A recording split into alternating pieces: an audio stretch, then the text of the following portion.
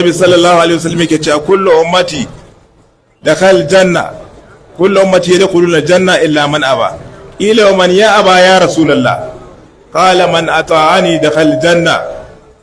wa man asani faqad aba. Hadisin da Muslim Bukhari ya rawaito shi, manzon tsira annabi Muhammad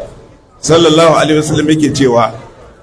duk al'umma ta za su shiga aljanna sai dai wanda yace bai so kurin, shine illa man aba. Sai dai wanda ya ji bai bukata ya ce bai so da kan shi kenan ya ce duk wanda ya mana da'a ga abin na ce ya yi ya ce zai shiga aljanna illa man aba. Ƙila man ya aba ya rasulullah, ƙala man ata'ani dakhal janna wa man asani faqad aba. Amma dibi karatun da larabcin da wannan hadisin ya zo da shi kuma ingantacce, ba sigan mudari manzo Allah ya zo da hadisin ba. Ya ce duk wanda ya mana da'a bai ce ya dakhulu jannata ba, mun san ya dakhulu dakhala udkhul, bambancin su. To larabcin da sigar manzon Allah ya zo da shi siga fi'lu madin, manzon Allah zo da larabcin ya ce duk wanda ya mana da'a zai shiga, ya shiga aljanna. Bai ce zai shiga ba, cewa ya shiga aljanna inji manzon tsira. Ya ce wa man asani faqad aba, wanda kuma ya sa amani na ce ga yadda za a yi ya ce ba zai yi ba, wannan shi ce kurin bai son shiga aljanna. Ashe wayannan hadisa abinda suke nuna mana, wani malami da ya tattara dalilinsa na wajibcin son manzon Allah, wannan hadisin da ya kawo yana ciki, hadisin yana ciki. Sannan hadisin Umar dan Haddabi, Allah ya kara masa yadda. Umar dan Haddabi ya zo ce manzon Allah suna tare da manzon tsira annabi Muhammadu sallallahu alaihi wasallam, ya ce manzon Allah na fi son ka da kowa da komi illa min nafsi. Ya ce kai na ɗaya na hiso bisa gare ka, ya ce manzon Allah sallallahu alaihi wasallam. Ya ce Umar na rantse da wanda rayuwa ta ka hannu nai, ya ce ba ran da za ka zama kana cikakken soyayya har sai na kasance mafi soyuwa gare ka da kai kanka. Sannan Umar da hada bai dawo da sauri, da yake sabai su ba su jinkiri. Ya dawo ya ce wallahi manzon Allah ba wanda na so duniya na fi son ka da kowa hatta min nafsi. Ya ce manzon Allah har da kaina na fi son ka da kaina. Sannan manzon Allah ce al'ana ya Umaru, al'ana ya Umaru. To yanzu kan Umaru kai daidai, ka kama hanyar daidai. Ashe yan uwa musulmi, inda za a koya mutane san manzon Allah, to a gaya masa soyayya ta gaskiya wanda yake abinda ake ce masa manzon Allah. Duk mutumin da ɗabi'unsa ba irin na manzon Allah ba, aikin shi ba irin na manzon Allah ba, sallarsa ba irin ta manzon Allah ba, azuminsa haka nan, ɗaya shiga mahaifa haka nan, ma'amalar shi da mutane haka nan, komi nasa wallahi ko sun da kaka yi akwai matsala. Sai ka dawo komi na kaɗo sano na manzon Allah sallallahu alaihi wasallam, sannan zaka waye gari kana son manzon Allah annabi Muhammad sallallahu alaihi wasallam. Wani mu je ga ainihin mutumin da malamin da ya kawo alamomi na son manzon Allah, da wani malami bai kyali ba sai da ya kawo alamomi na son manzon tsira annabi Muhammad sallallahu alaihi wasallam. Na daga cikin su akwai son sunna annabi Muhammadu. Duk wanda a gani ya ji shi ma'amala mafaɗin ka sunnan manzon Allah, duk ɗabi'unka na manzon Allah, ayyukanka na manzon Allah, burin ka ji mi manzon Allah ya ce akan kaza in yi shi, akan kowane abu da addini ya manzon Allah yake so a yi abin nan. To sannan saboda maganganun da Qur'ani yayi akan kalaman da Qur'ani yayi akan manzon Allah, wallahi ba mu dawo muka bi su ba, to ba mu hasa hadawa cikin fitina iri-iri wadda ba ta da na karewa. Wa ma atakumur rasul fakhudhuhu wa ma nahakum anhu fantahu wattaqullaha innallaha shadidul iqab. Shi ma malamin da ya magana akan cewa bin sunna annabi tana cikin son manzon Allah sallallahu alaihi wasallam, sai da ya kawo wannan ayoyi din.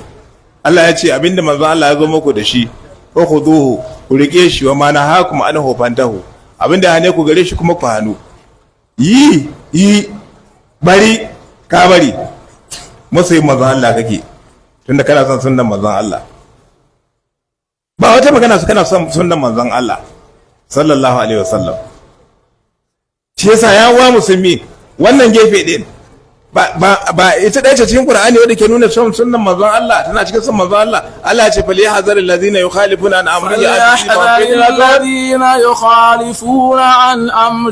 an tusibahum fitnatun aw yusibahum adhabun alim. Allah ta'ala ya ce daga cikin hujjojin waɗanda suke magana akan cewa son sunnan manzon Allah tana cikin son manzon Allah son sunnarsa. Wani malami mai kyalewa sai da ya kawo wannan aya din shi ma da ya kawo cewa son sunnan manzon Allah a jika mu'amala ka komi aure naka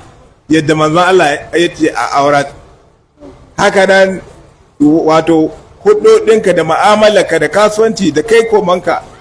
komi huddarka iyali da sauransu yadda manzon Allah ya koyar to son sunnan manzon Allah kowane hali to kana cikin masoyan manzon Allah amma ka ce kana son manzon Allah duk abin da ya shahi sunna ta ba ko guda kana ma gaba da a ce maka sunna ba ko so ka ji labarin sunna za ga mutumin da shi ba da ka faɗi sunna ba sai ka ce alusa a da ka ambaci sunna shi yawan shi duk inda yake ya ɓaci ya za su ta yare da manzon Allah wannan wuri ya za ka tashi tare da manzon Allah kuma sunna ga ita ce ko haka bukata duk wanda ka ce bai son sunna ko aure an ka ce shi ka cewa Allah sa a yi auren sunna amma kuma wajen ma'aibar sunna bai son ta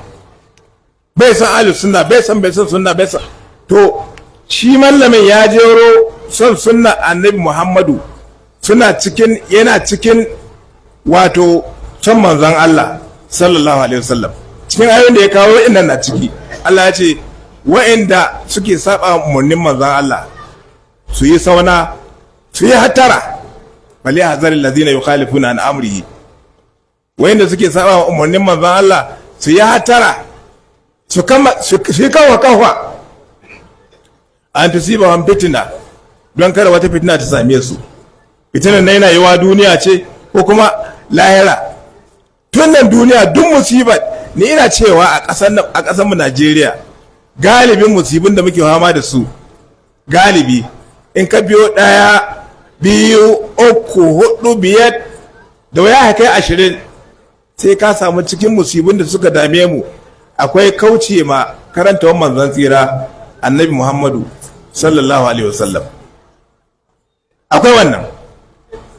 za a galibin don ayyukan mutane da ka biyo tiriyan sai ga na manzon Allah ya gaba na soyayyen ma magana ta gaskiya manzon Allah sallallahu alaihi wasallam yake cewa yace ɗayan ku bai zamowa mai imani yace hatta akuna ahabba ilaihi min walidihi wa waladihi wan nas ajma'in hadisi ne ingantacce shi ma yace ɗayan ku bai zamowa mai imani har sai na zamo ni ne mafi soyuwa gare shi hatta akuna ahabba ilaihi yace har sai na zamo na hison shi wato ya hiso na min walidihi daga mahaifinsa wa waladihi da ɗansa wannan su ajma'in da mutane baki daya imani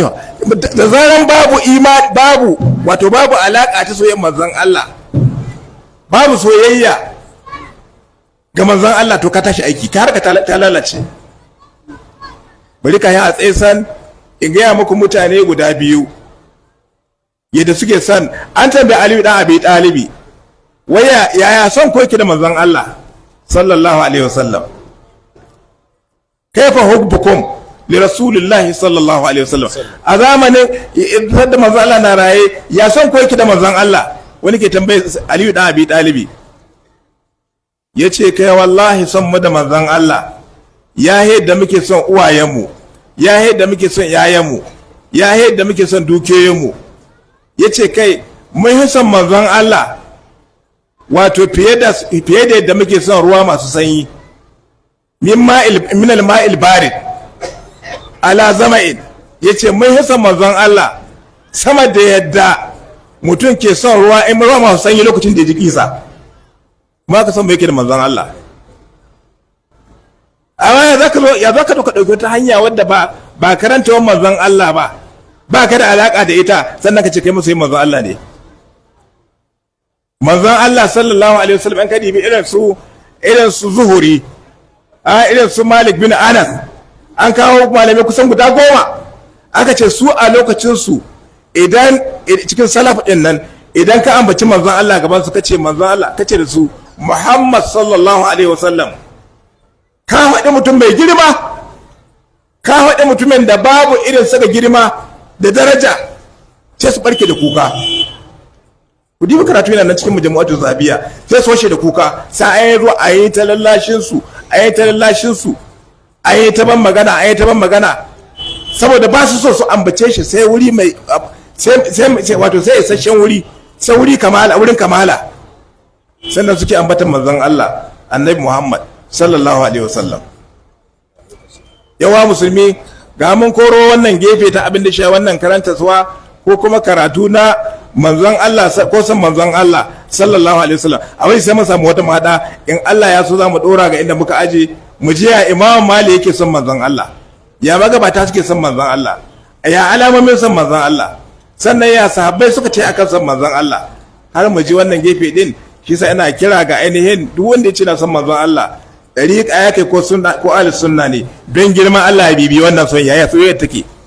Da sai mun je ga inda har da magana Qur'ani, son Qur'ani ma na cikin son manzon Allah, san me yana cikin son manzon Allah, sai mu je ka saka shan su. Amma a bamu lokaci wata rana insha Allah za mu dora farko har karshe. Muna fata Allah ya mana jagora, Allah ya ba mu alkhairin da ke cikin wannan karatu, Allah ya zama da mu lafiya, Allah ya kawo mana aminci a cikin jihar mu ta Zamfara. Dan nake ce da ku subhanakallahumma wa bihamdika ashhadu an la ilaha illa anta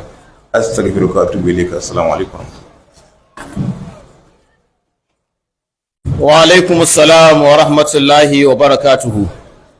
Imam Musa Kura, Allah ya saka da alkhairi. Insha Allah ba tare da bata lokaci ba zan gabatar da mai wa'azi na gaba, shine Malam Isa Muhammad Jangeru, shugaban majalisar malamai na ƙaramar hukumar mulki